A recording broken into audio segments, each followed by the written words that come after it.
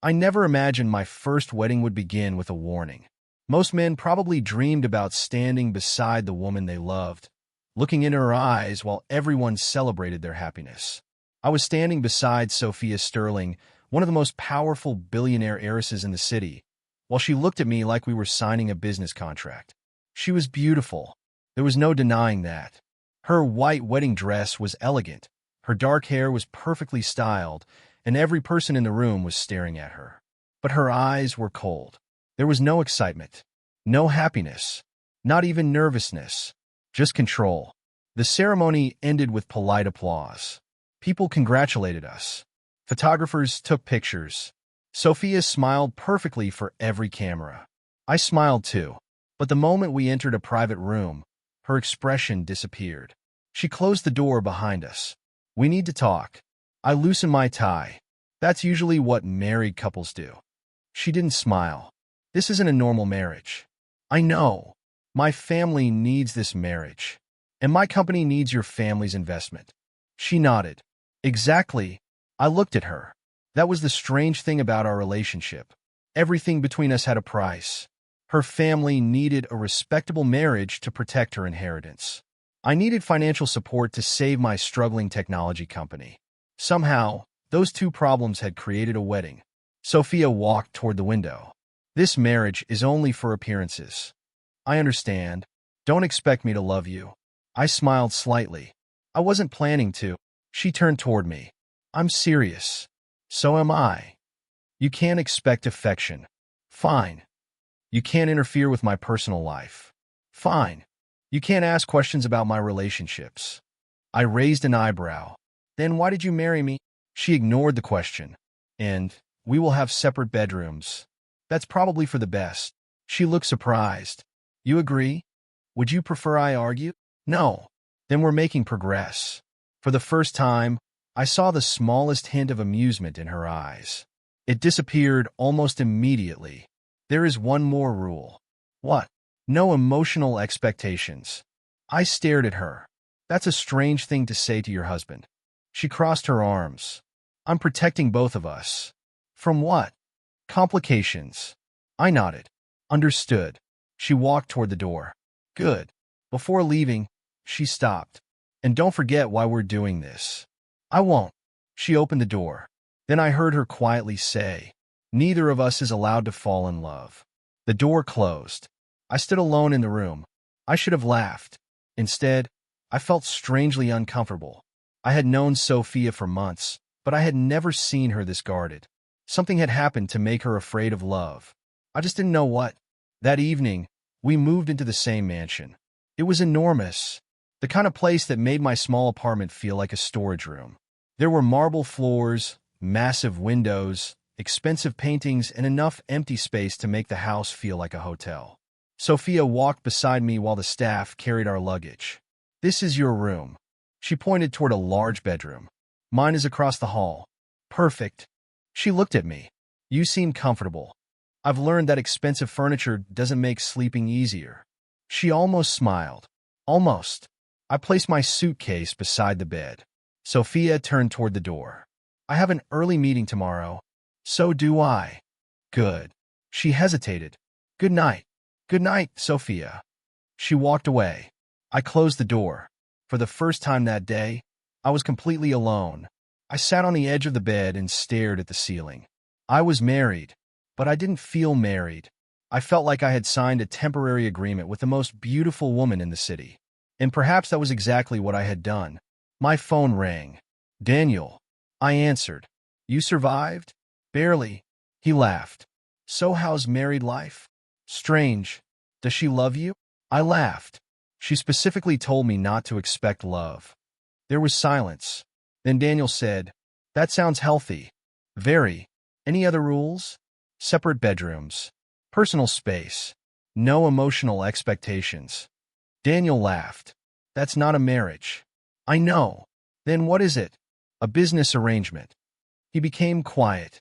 "You're living with her now, right?" "Yes." "That changes things." "How?" "You can't live with someone and expect your emotions to follow a contract." I smiled. "You sound like an expert." "I've watched enough movies." "That's your evidence?" Absolutely. I laughed. But after we ended the call, his words stayed with me. You can't live with someone and expect your emotions to follow a contract. I didn't believe him. Not then. The next morning, Sophia and I had breakfast together for the first time. She sat across from me, reading financial reports. I drank my coffee. Neither of us spoke. Finally, I said, "Do you always work while eating?" "Yes." "That's unhealthy." She looked up. "You're giving me health advice?" "I'm your husband. Fake husband. Still husband." She stared at me. Then, unexpectedly, she smiled. It lasted only a second. But I saw it. And somehow, that tiny smile affected me more than it should have. Later that day, I noticed something even stranger. Sophia remembered exactly how I liked my coffee. No sugar. A little milk. I looked at the cup, then at her. "You ordered this?" She didn't look up from her phone. "Lucky guess." I smiled. "Right." She continued reading, but I noticed the faint color rising in her cheeks. That night, I returned to my room after a long day. As I closed the door, I glanced across the hallway. Sophia was standing outside her bedroom. She was watching me. Our eyes met. She immediately looked away. I stopped. For a moment, I wondered what that expression meant. She had warned me not to expect love. She had created rules to keep us apart. She had insisted this marriage was only for appearances. Yet something in her eyes told me there was more. I just didn't know what. I walked into my room and closed the door. Behind it, I heard her footsteps slowly disappear down the hallway. I didn't know it then, but that night was the beginning of something neither of us had planned. We had entered the marriage believing we could control every emotion. We were both wrong. I stared at Sophia after she said, "I know." Her voice was calm, but her eyes weren't. Emily's name still glowed on my phone screen. I slipped the phone into my pocket and asked, "Then why are you upset?" Sophia looked at me for a moment. "I'm not upset." "You are." I said I'm not. I smiled slightly. "You always do that." "Do what?" "Pretend everything is fine when it clearly isn't." Her expression hardened. "Maybe you should worry less about my feelings and more about your company." I laughed softly. "There it is." "What?" "The cold Sophia." She frowned. "I don't know what you're talking about." "The woman who acts like she doesn't care about anything." "I don't." "Really?" "Yes." "Then why did you ask who was calling me?" "Because we're married." I raised an eyebrow. "Fake married." She immediately looked away. I know. There was something strange about the way she said it this time. It didn't sound confident. It sounded disappointed. I wanted to ask more, but Sophia stood up. "You should get some sleep." "I will." She walked toward the door. Then she stopped. "Did Emily need something important?" I almost smiled. "That's what you're worried about?" "I'm simply asking." She wanted to discuss tomorrow's presentation. Sophia nodded. "Good." She started walking again. "Sophia." She stopped. "You know you can just ask me if something bothers you." She turned around. "I don't get bothered." I laughed. "Of course you don't." She gave me an annoyed look and left. I sat there for another minute, wondering what had just happened. Our marriage had been built on rules. Separate bedrooms. Separate personal lives. No emotional expectations. No jealousy. No pretending when we were alone. Yet somehow, every day, those rules seemed less important. The next morning, I woke up early and found Sophia already sitting at the breakfast table. She was reading financial reports. "Morning," I said. "Morning." I sat across from her. There was a plate beside me. I looked down. Eggs, toast, fruit, and coffee. Exactly the way I liked it. I looked at Sophia. She didn't look up. "You remembered." "Remembered what?" "My breakfast." "The chef knows your preferences." "You told him?" "No." "Then how does he know?" She finally looked at me. "Maybe you're predictable." I smiled. "Maybe you remember everything about me." Her cheeks became slightly pink. "I remember because we're living together." "Of course." She returned to her papers. I took a bite. It was perfect. "You're getting good at pretending not to care." Her eyes lifted slowly. "Don't start." I laughed. For a few seconds, neither of us spoke. Then Sophia quietly asked, "How is your company doing?" "Better." "Really? Really? Do you need more funding?" I immediately shook my head. "No." She looked surprised. I wasn't offering. You were thinking about it. I wasn't. You were. She sighed. You're impossible, and you're terrible at hiding your feelings. She stared at me. For one brief moment, I thought she might finally admit something. Instead, she stood. I have a meeting. She walked away. I watched her disappear down the hallway. Daniel called me an hour later. How's married life? Strange. That's not what I asked. I know. He laughed. Does she still hate you? I don't think she hates me. That's progress. She cooks for me. Silence. Then Daniel said, Your fake wife cooks for you? The chef does. Sure. I smiled. You wouldn't understand. Oh, I understand perfectly. What? She likes you. I nearly dropped my phone. Don't be ridiculous. I'm serious. Sophia doesn't like me. Then why does she know what you eat? I didn't answer. Why does she worry when you're working late? Still nothing. And why does she get jealous when Emily calls? I frowned. How did you know that? Daniel laughed. Because, my friend, you're the only person in the city who hasn't noticed what's happening. I ended the call before he could say anything else. But his words stayed with me. That evening, I returned home late. The mansion was quiet. I found Sophia standing near the window, looking outside. You're still awake? She turned. You're late. I had work. You should have told me. I blinked. Why? She hesitated. I was waiting for you. Those words hit me harder than they should have. You were waiting for me? Sophia looked uncomfortable. I wanted to discuss something. What? She looked at me. Nothing important. I stepped closer. Sophia. Yes. You don't have to pretend with me when we're alone. Her eyes softened. I know. Then stop pretending. She looked down. For several seconds, she said nothing. Finally, she whispered, I'm trying. Trying to do what? She looked back at me. Not to care. My heart skipped. Before I could respond, she turned away. Good night. She walked toward the stairs. Sophia. She stopped. I wanted to tell her that I was beginning to care too. But I didn't. Not yet. Good night, I said. She nodded and disappeared upstairs. I stood alone in the hallway. Our marriage was supposed to be fake. Our feelings were supposed to be controlled. But as I looked toward the staircase, I finally understood something. The rules weren't protecting us anymore. They were only hiding what we were both becoming afraid to admit. My company was finally beginning to recover. After months of struggling, I had managed to secure several new clients, rebuild my small team, and convince myself that the worst was behind me. Then my biggest investor called. We're withdrawing from the agreement. I froze. What? The man on the phone sounded uncomfortable. I'm sorry. The board changed its decision. You can't do that. We signed a contract. We'll compensate you according to the terms. That's not the problem. Without this funding, my company could collapse. There was silence. Then he said, I'm sorry. The call ended.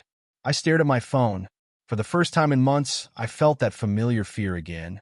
The fear of losing everything I had worked so hard to build.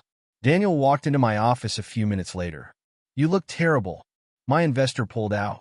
His expression changed. When? 10 minutes ago. Why?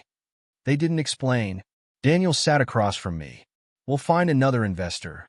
I know, but I didn't sound convinced. That night, I stayed in the office until nearly midnight. I refused to call Sophia. That was the one thing I wouldn't do. Our marriage already involved money, family pressure, and business interests. I didn't want my company becoming another reason for Sophia's family to control my life. If I succeeded, I wanted it to be because I had earned it. If I failed, I wanted that failure to belong to me. I finally went home around 1 in the morning. Sophia was still awake. She was sitting in the living room with her laptop. You're late. I had work. She studied my face. What happened? Nothing. You're lying. I stopped. Why do you care? She looked surprised. I was asking. My investor withdrew. Her expression immediately changed. What? It's handled. Is it? I'll find someone else. She closed her laptop. Why didn't you tell me? Because I don't need your family's money. I didn't offer it. You were about to. Sophia stared at me. Then she quietly said, Maybe I was. I shook my head. I can handle this. She didn't argue. But the next morning, something unbelievable happened. My investor called again. Mr. Carter, we'd like to continue. I nearly dropped my phone. What changed? We received a private guarantee from Sterling Holdings. My heart stopped. Who authorized it? I can't disclose that. You need to tell me. I've already said too much. The call ended. I immediately drove to Sophia's office. She looked up when I entered. You're here early. Did you guarantee my company's investment? She didn't answer. Sophia. She sighed. Yes. I stared at her. Why? Because your company was in danger. I told you I didn't want your help. I didn't use your money. You used your family's power. That isn't the same thing. It is to me. Sophia stood. I protected my husband's company. You protected a business transaction. Her eyes hardened. Is that really what you think? What am I supposed to think? She stepped closer. I saw you working until 2 in the morning. I saw you barely sleeping. I knew how much this company meant to you. You shouldn't have interfered. If I hadn't, you might have lost everything. I would rather lose everything than owe your family. She looked hurt. You wouldn't owe me anything. That's not how your family works. Sophia became silent. I could tell I had touched something painful. Finally, she said, maybe you don't understand me as well as you think. Maybe you don't understand me either. Neither of us spoke. Then Sophia looked away. You should go. I left. That evening, we attended a family dinner. Richard Sterling sat at the head of the table. Sophia sat beside me. Across from us was Alexander Kane. I had met him several times before. He was wealthy, confident, and clearly comfortable inside Sophia's family's world. He smiled at me. So, Alexander said, I hear your company nearly collapsed today. I didn't answer. Sophia's eyes narrowed. Alexander continued. Fortunately, someone rescued you. Richard looked toward Sophia. I must say, you handled the situation well. Sophia remained silent. Richard smiled. Keeping this marriage stable has clearly been good for the family. I felt uncomfortable. Alexander leaned back. Marriage can be very useful. Sophia looked at him. What does that mean? He smiled. Nothing. Then he looked at me. Although some people are very fortunate. I frowned. What are you implying? Alexander shrugged. Nothing offensive. You're implying I couldn't succeed without Sophia. He smiled. If that's how you understood it. I started to respond, but Sophia interrupted. He built his company himself. Everyone became silent. Richard looked at his daughter. Sophia. She didn't look away. You know that's true. Alexander laughed softly. You're defending him now? Yes. Why? Sophia looked directly at him. Because you're wrong. Alexander's smile disappeared. I stared at Sophia. I had expected her to stay silent. Instead, she had defended me in front of her entire family. Richard cleared his throat. Let's change the subject. The dinner continued, but the atmosphere had changed. Later that night, I found Sophia standing on the balcony. I walked toward her. Why did you defend me? She didn't turn around. Because you deserve to be defended. That's not what I asked. She finally looked at me. Then what did you ask? Why did you care? She looked away. Because you're my husband. I smiled slightly. Fake husband. Her eyes met mine. For a second, neither of us moved. Then she whispered, I know. There was something different in her voice. Something I couldn't explain. I stepped closer. Sophia. Yes. Are you sure that's the only reason? Her lips parted. She seemed ready to answer. But instead, she turned away. Good night. She walked inside. I stayed on the balcony. For weeks, Sophia had told me that our marriage was only an arrangement. Yet she remembered my favorite food. She worried when I worked too late. She protected my company. And now she had defended my character in front of her own family. I looked toward the closed balcony door. Maybe Sophia wasn't as indifferent as she wanted me to believe. And maybe the most dangerous thing about our fake marriage wasn't the possibility that I might fall in love with her. Maybe it was the possibility that she was already falling in love with me. I started noticing Sophia everywhere. She had somehow become part of my routine. Every night I worked late, I found her waiting in the living room. The first time, she was reading a book. You're still awake? I asked. She looked up. I couldn't sleep. At midnight? Yes. I glanced at the clock. It's almost 1. The next night, I found her asleep on the sofa. I quietly picked up a blanket and covered her. She opened her eyes. You're home. You were waiting for me. No, I wasn't. You fell asleep on the sofa. I was tired.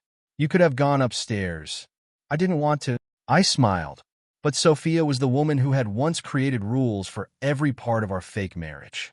Now she was breaking those rules without even realizing it. Her jealousy was even harder to ignore. One afternoon, Emily called me about a project. I answered while walking through the living room. Sophia was sitting nearby. Are you free tomorrow? Emily asked. Yes. We can review the presentation. Sophia suddenly looked up. I continued talking. Sure. See you tomorrow. When I ended the call, Sophia stared at me. What? Who was that? Emily.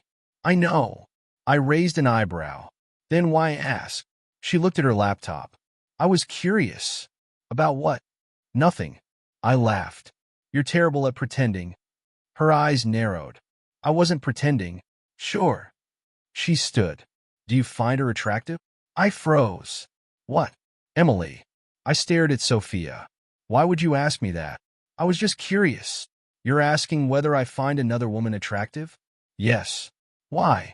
She crossed her arms. There doesn't have to be a reason. I smiled.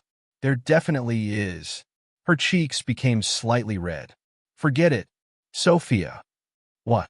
Are you jealous? She turned around immediately. No. You answered too quickly. Because the answer is obvious. Then why are you angry? I'm not angry. You look angry. She sighed. You're impossible. And you're jealous. She glared at me. I am your wife. I smiled. Fake wife. Her expression changed. For a moment, neither of us spoke. Then she quietly said, I know. She walked away. Something had changed between us. A few days later, Sophia pushed herself too hard at work. She had several meetings, a board presentation, and a dinner with investors. When she came home, she looked exhausted. You should rest, I told her. I have work.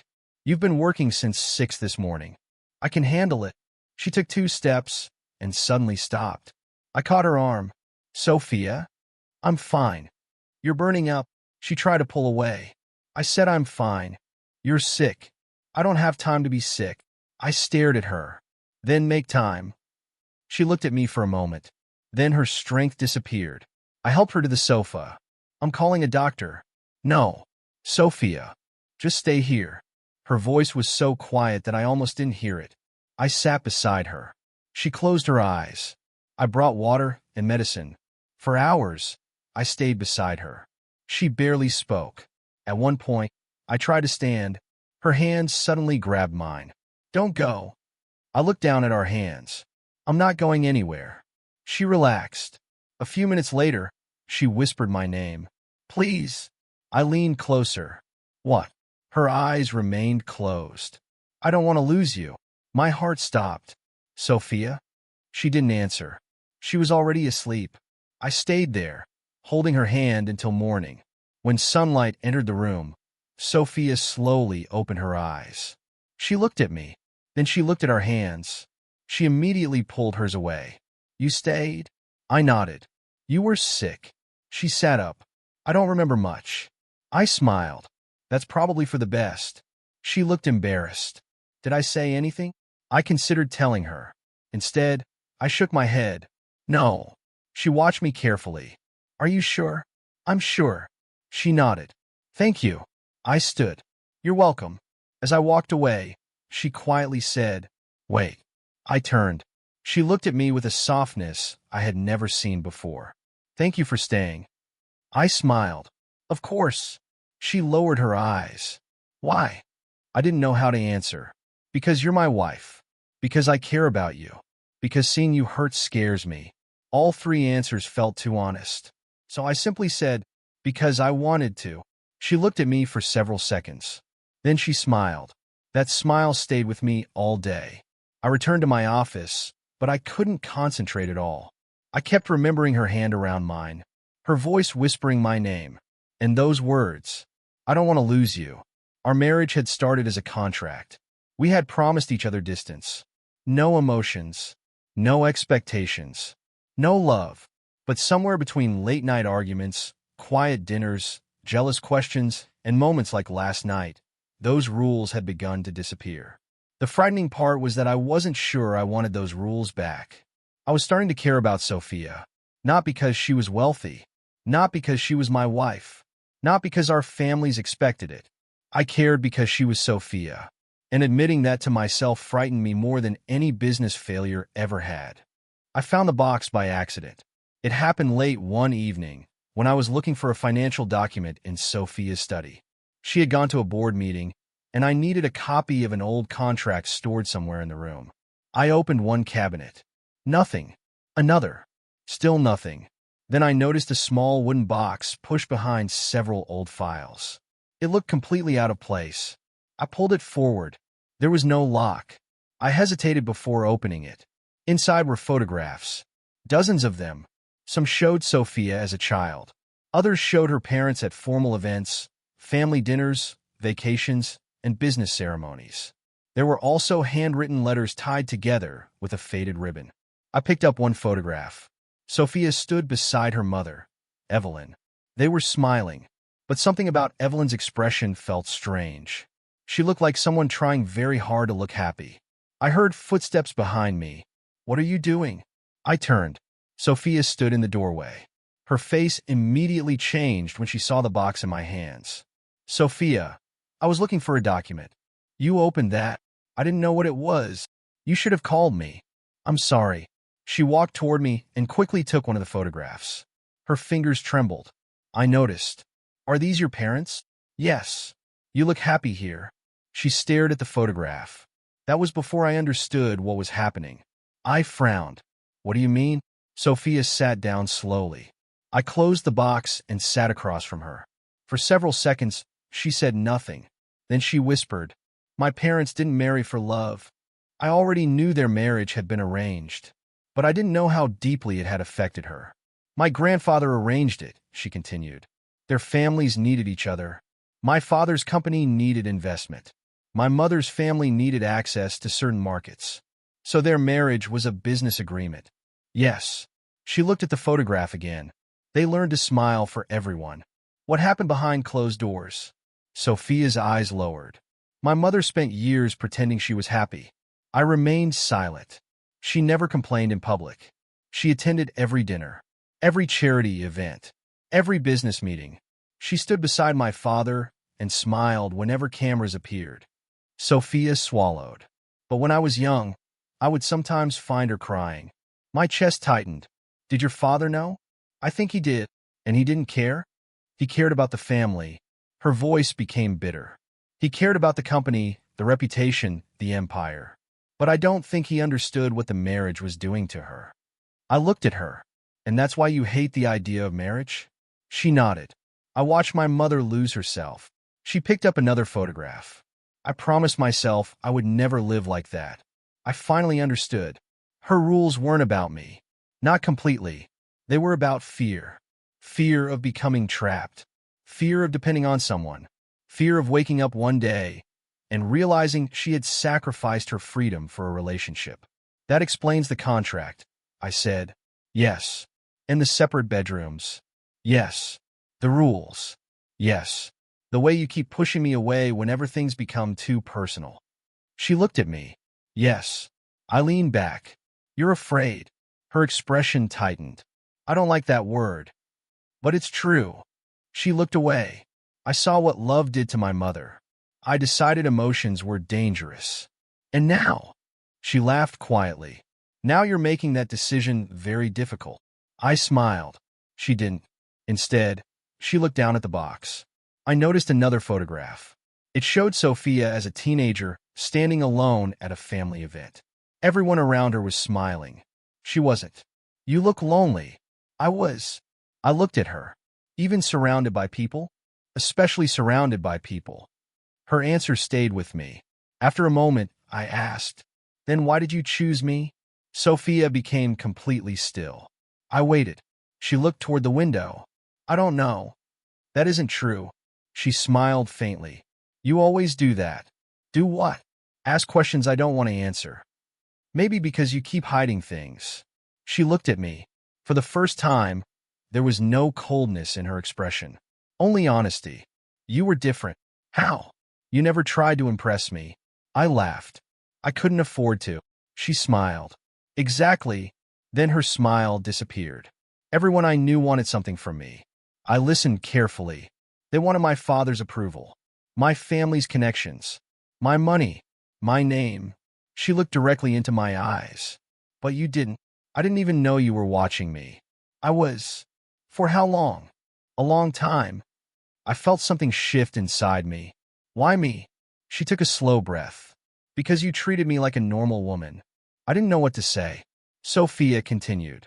You argued with me. You disagreed with me. You laughed at my terrible jokes. They weren't terrible. They were. I smiled. She smiled too. Then her expression became serious again. You never cared that I was a billionaire. I cared that you were Sophia. Her eyes softened. I leaned forward. You don't have to pretend around me. She stared at me. For several seconds she said nothing. Then she whispered, what if pretending is all I know? The question broke something inside me. I reached across the space between us. I didn't touch her. I simply placed my hand on the table between us. You don't have to know how to stop. She looked at my hand. You can learn. Her eyes became wet. What if I get hurt? You might. She looked surprised by my honesty. I continued. But you might also find something worth being afraid for. Sophia slowly placed her hand over mine. Her fingers were warm. I don't know how to do this. Neither do I. She smiled through her tears. That's not very reassuring.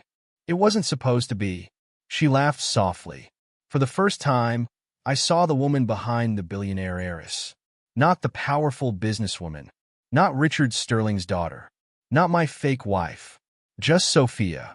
A woman who had spent her entire life trying not to need anyone. And somehow, without realizing it, I had become the person she was most afraid of losing. I squeezed her hand gently. You don't have to be afraid with me. She looked into my eyes. I think that's what scares me most. Neither of us moved. Neither of us spoke. But for the first time since our marriage began, silence between us didn't feel empty. It felt like the beginning of something neither of us was ready to name. The first sign that something was wrong came from a message I received at 6 in the morning. Urgent. Documents show your company received unauthorized sterling funding. I stared at the email. What the hell? I opened the attachment. There were bank records, investment agreements, and internal documents carrying my company's name. According to the files, I had secretly used Sterling Holdings to finance my business. Worse, the documents made it look like Sophia had personally approved everything. I immediately called Daniel. Did you see what's happening? Yes, he said. I'm looking into it. This is fake. I know. Then find out who did it. I already started. By breakfast, the story was everywhere. Billionaire Heiress's husband accused of exploiting Sterling Empire. My phone wouldn't stop ringing. Investors demanded explanations. Employees were asking questions. And then Sophia walked into the room. She was holding a tablet. Her face was cold. Is this true? I looked at her. No. She placed the tablet on the table. Then explained these documents. I don't have to explain forged documents. You expect me to believe they're all fake? Yes. Why would anyone do this? I don't know. She stared at me. You used Sterling connections to save your company. I didn't.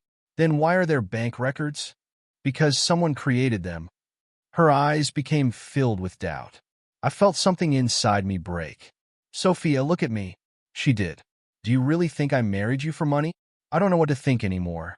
Those words hurt more than I expected. I stepped closer. After everything we've been through, you believe I'm capable of this? She looked away. I want to believe you. But you don't. She remained silent. I nodded slowly. Then we're done. Her eyes widened. What? You heard me.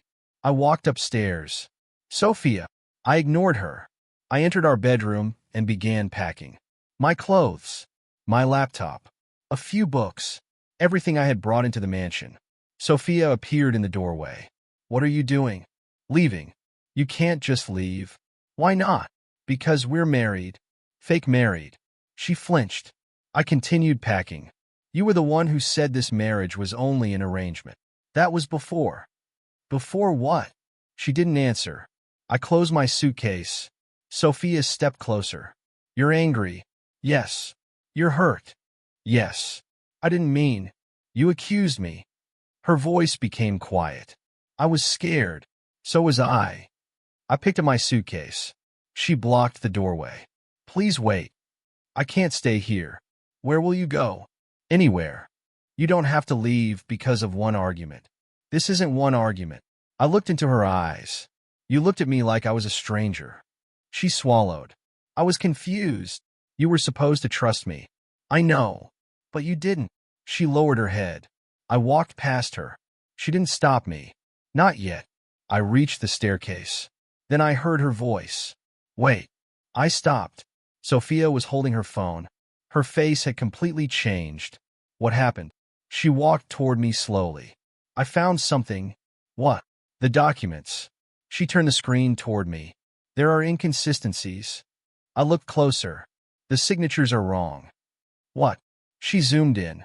This approval supposedly came from my office 3 months ago. And I wasn't in the city that day. She opened another file. This account number doesn't belong to Sterling Holdings. I stared at her. Someone forged everything.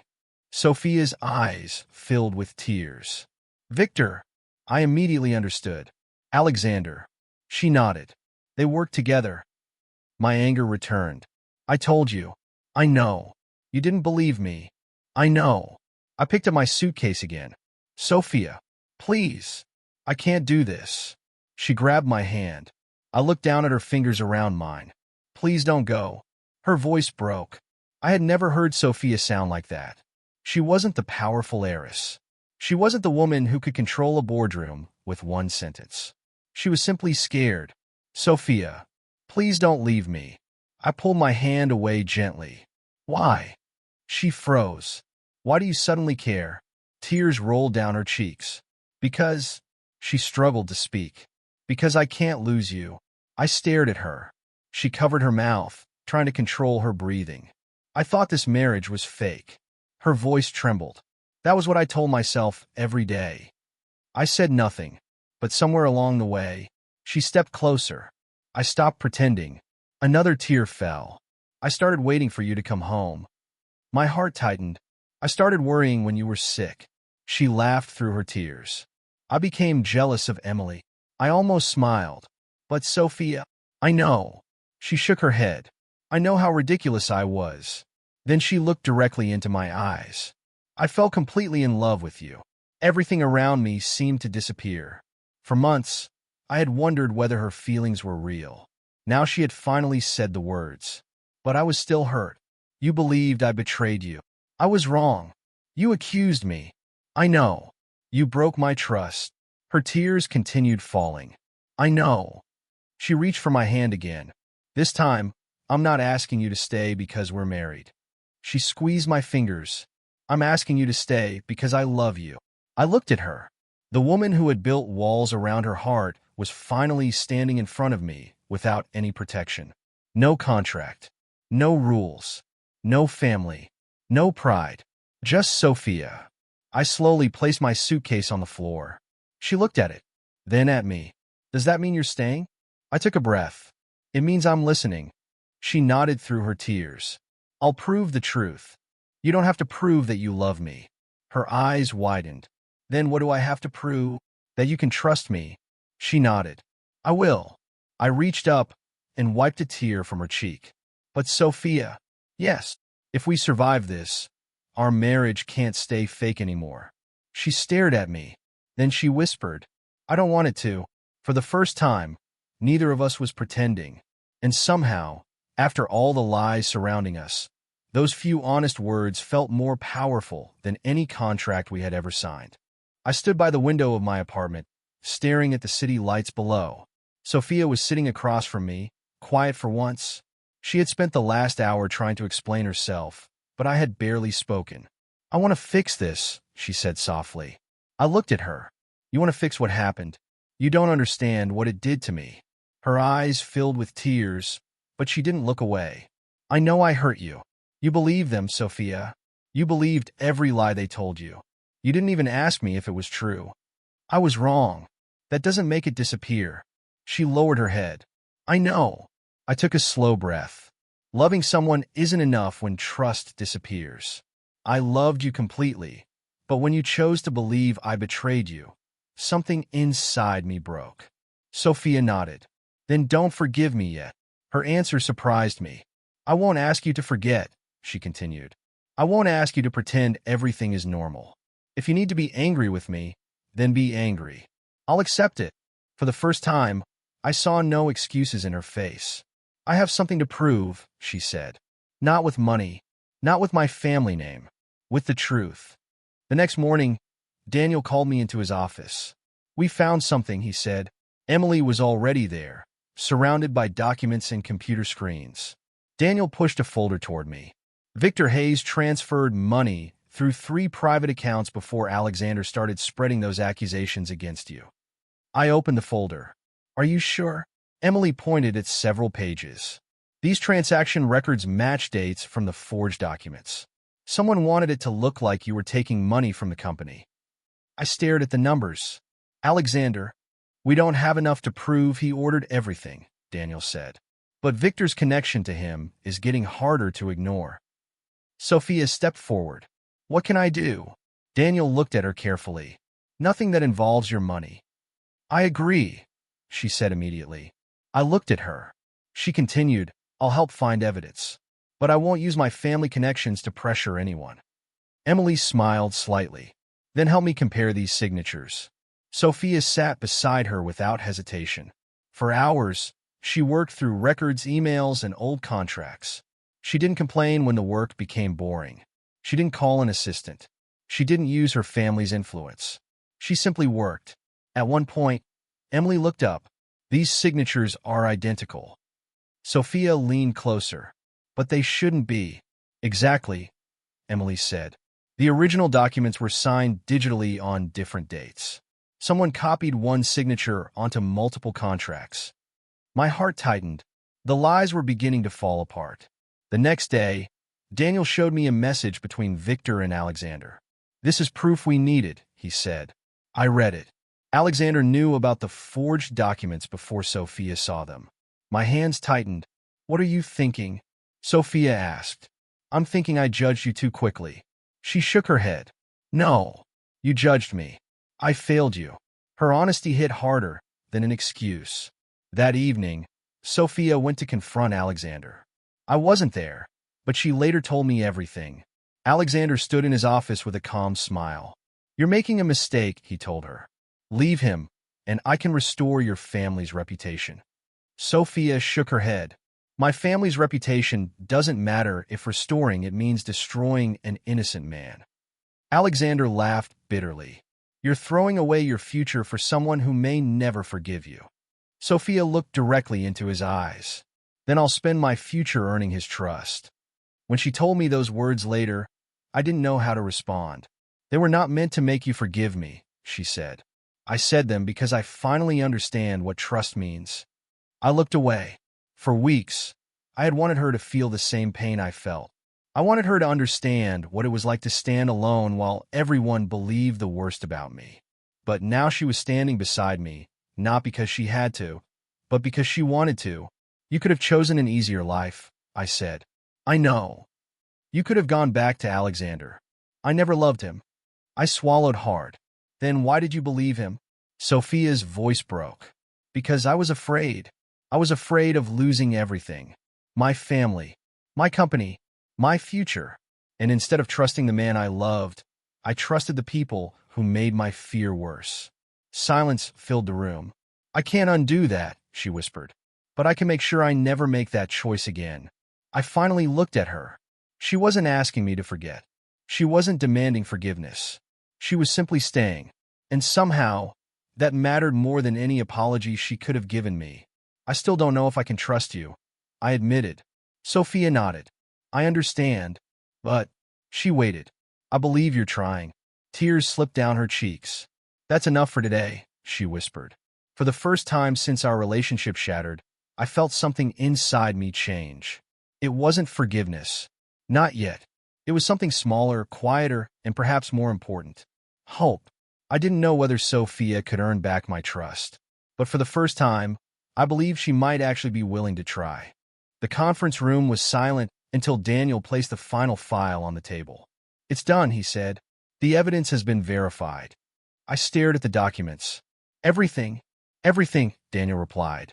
"The transfers, the forged contracts, the hidden accounts, and the messages between Alexander and Victor." Emily looked at me. "The evidence also proves they tried to destroy Apex." I slowly exhaled. "Then let the truth speak," I said.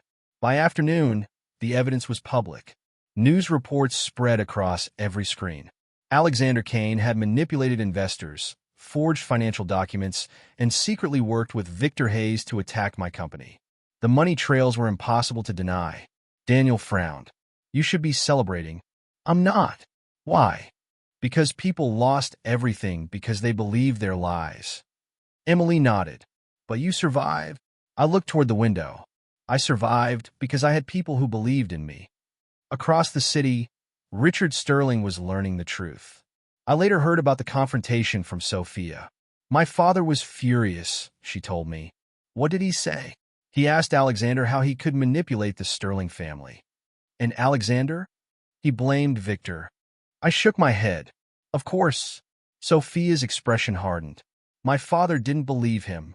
"Not anymore." Richard had discovered that Alexander had used his family name, stolen their trust, and nearly destroyed relationships that had taken decades to build. Alexander's business connections disappeared within days. Partners stopped answering his calls. Investors demanded explanations. Friends who once praised him suddenly refused to stand beside him. Victor suffered an even worse downfall. The investigation proved he had organized the financial attack and created the forged documents. "He's finished," Daniel told me. I nodded. "Good." Daniel studied my face. "You don't sound happy." "I wanted justice, not revenge." Meanwhile, Richard finally came to see me. He entered my office without his usual army of assistants. "I owe you an apology," he said. I stood slowly. "For what?" "For believing you married Sophia for money." I said nothing. Richard looked down. "I thought wealth explained everything. I thought people always wanted something from my daughter. And now I know I was wrong." Richard looked directly at me. "I watched Sophia change after meeting you. She became stronger, more independent. She stopped living according to everyone else's expectations." My chest tightened. Richard looked directly at me. "You never needed my money." "No," I answered quietly. "I never did." He nodded. "And I finally understand that Sophia's marriage to you was never about business. It started that way." "I know." His voice became softer. "I controlled her life for too long. I told myself I was protecting her, but I was really deciding everything for her. Then give her the freedom to decide now." "I will." That evening, Sophia came to my office. She closed the door behind her and stood silently. "What happened?" I asked. "My father apologized." I smiled faintly. "That's a big change." "It is." She walked closer. "He told me I could choose my own future. You should have always had that choice." "I know." Her eyes filled with tears. "I told him I don't want a marriage arranged around wealth anymore." I swallowed. "What do you want?" Sophia looked at me. "I want a life I choose." I felt something break open inside my chest. For months, I had told myself our marriage was temporary. A contract, a shield against family pressure, something that would disappear when the danger ended. But then I remembered everything she had done. She had stood beside me when everyone believed the lies. She had searched for evidence. She had confronted her own family. She had risked her reputation. Even when I pushed her away, she kept fighting for the truth. "Sophia," I said quietly. "Yes, I finally understand something." She waited. "You never gave up on us." Her lips trembled. "I almost did, but you didn't." "No." I stepped closer. "You had every reason to walk away.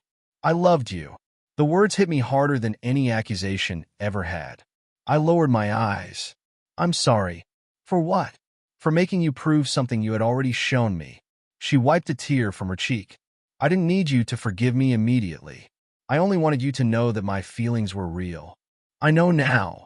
Then I looked into her eyes and finally believed our future could truly be real. I don't want a fake marriage anymore. She froze. What are you saying? I'm saying I don't want a contract. I don't want an arrangement. I don't want to stay with you because our families expect it. Her eyes widened. Then why? I took her hand. Because I want you. Not the heiress. Not the sterling name. You. A tear slipped down her cheek. She squeezed my hand. Then tell me, she whispered. What do you want instead? I looked at the woman who had once been my fake wife and realized I wanted something far more frightening than a contract. I want us to start over, I said. For real. She cried and smiled at the same time. Then this time, she whispered, let me choose you. I will. And I'll choose you again tomorrow. I pulled her into my arms. For the first time, our marriage was not an obligation, a business arrangement, or a family strategy. It was our choice. And this time I wanted forever. I looked into Sophia's eyes and finally said the words I had been afraid to say. I don't want to leave you. Her lips parted, but she said nothing. I continued, but I don't want to keep pretending either. Her eyes immediately filled with tears. I want us to become husband and wife because we choose each other. Not because of a contract. Not because of your family. Not because anyone expects it from us. Sophia covered her mouth. Why are you crying? Because I was terrified you would never say that. I stepped closer. You wanted me to stay? I wanted you to stay more than anything. Then, why didn't you tell me? She lowered her eyes. Because I was afraid. Afraid of me? No, she shook her head. Afraid of believing I could have this. I frowned. Have what? A love I could freely choose. Her voice broke. I spent my whole life being told what was best for me. My father decided what I should study, who I should meet, which people were acceptable, and what kind of marriage would protect our family. She wiped away a tear. When I finally had a chance to choose someone myself, I became scared that I would lose everything. You lost me because you believed the lies. I know. And that still hurts. I know. I took a slow breath. I'm not going to pretend that everything is suddenly fine. Sophia nodded. I don't expect it to be. I still remember you looking at me and believing I had used you. Her eyes closed. I'm sorry. I remember packing my things. I'm sorry. I remember thinking the woman I loved had never trusted me. I'm sorry. I reached for her hand, but I also remember you fighting to uncover the truth. Sophia looked at our hands. I should have believed you first. Yes. I should have asked you instead of listening to everyone else. Yes. I can't change what happened. No, I said softly. But we can decide what happens next. She looked up. Do you still love me? I hesitated. Then I answered honestly. Yes. Her tears returned. But loving you doesn't erase the hurt, I continued. I need time to trust you completely again. I'll give you all the time you need. I don't want promises you make because you're afraid of losing me. I'm not making one because I'm afraid. Then why? Because I finally understand what love requires. What? Honesty, trust, vulnerability. I squeezed her hand. Then promise me one thing. Anything. Never hide behind another rule again. She nodded. I promise. No family rule. I promise. No contract. I promise. No pretending you're fine when you're hurting. I promise. And if you're afraid, I'll tell you. I smiled faintly. That's all I want. Sophia looked toward the desk. The original marriage agreement is still here. I followed her gaze. The contract had been sitting there for months, a reminder of how our marriage had started. Sophia picked it up. Should we keep it? No. She looked at me. Are you sure? Yes. She placed it between us. Then we destroy it together. I nodded. We tore the agreement in half. Then half again. And again. Pieces of paper fell onto the desk. Sophia laughed through her tears. It feels strange. What does? Destroying something that once controlled our entire future. I looked at the torn pages. It was never our future. She smiled. No. It was someone else's plan. We gathered the pieces and dropped them into the trash. Then Sophia became quiet. There's something else? What? The separate bedrooms. I smiled. No more separate bedrooms. She stared at me. You mean that? I do. And the cameras? No fake smiles. The public? We'll tell them the truth when we're ready. She nodded. No pretending? No pretending. For the first time, the silence between us felt peaceful. Sophia stepped closer. I still feel guilty. You should. She looked surprised. I continued gently. Not because you made a mistake. Because you need to understand what it cost us. I do. And I need to understand that forgiveness doesn't mean forgetting. I understand. I'm going to be hurt sometimes. Then tell me. I might become angry. Then I'll listen. I might struggle to trust you. I'll wait. Her voice became softer. And if you ever feel like leaving, I'll tell you before I make that decision. Sophia nodded. That's all I wanted. She stepped closer until there was barely any space between us. I love you, she whispered. I looked into her eyes. I love you too. She hesitated.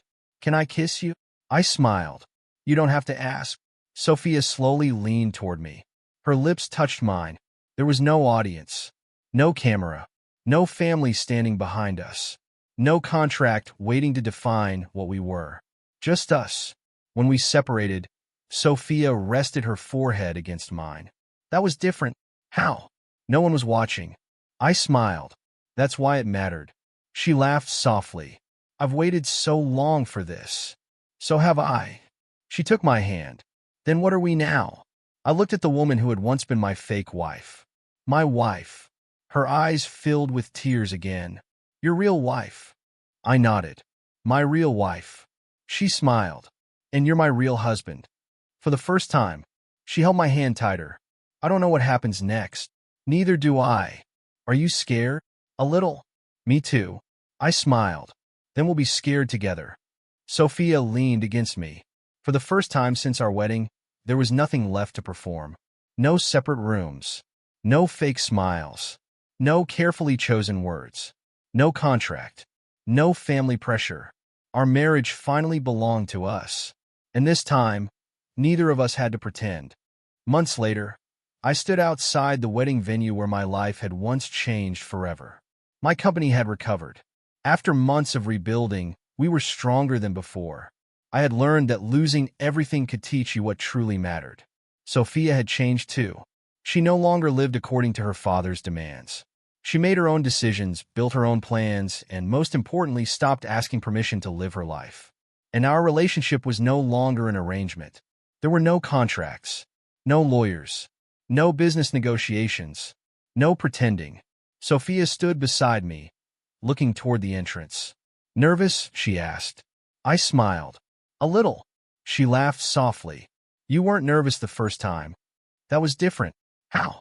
I knew exactly what I was doing. She raised an eyebrow. And now? Now I actually have something to lose.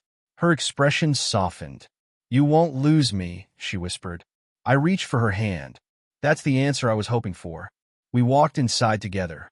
The same hall welcomed us with warm lights and quiet music. Sophia disappeared behind the doors to prepare, leaving me alone near the altar. A few minutes later, the doors opened. I forgot how to breathe. Sophia walked toward me wearing a simple white dress.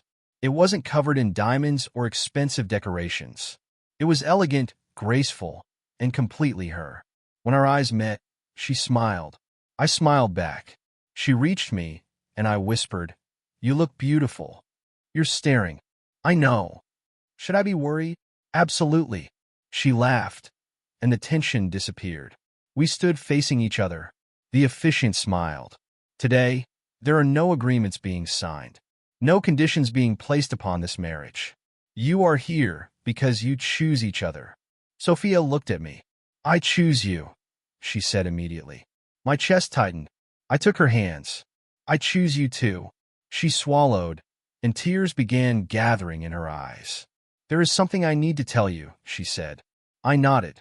When we first met, I promised myself I would never truly love you. I smiled sadly. I remember. I thought love was dangerous, she continued. I thought if I let someone close, they would eventually control me, disappoint me, or leave me. She squeezed my hands. So I made rules. I built walls. I told myself our marriage could remain fake because that would keep me safe. A tear slipped down her cheek. But then you became the one person I wanted beside me when everything fell apart. I gently wiped her tear. She smiled through the tears. I broke that promise because loving you became the one thing I never wanted to live without. For a moment, I couldn't speak. Then I laughed softly. You really did break every rule you made. She laughed through her tears. You were a terrible influence. I'll accept responsibility. She looked at me with the same eyes that had once been filled with fear and uncertainty. I am sorry, she whispered, for doubting you, for believing other people before I believed you, for making you feel like you had to prove your worth to me. I shook my head. You don't have to apologize forever. I know, but I need you to remember something. What?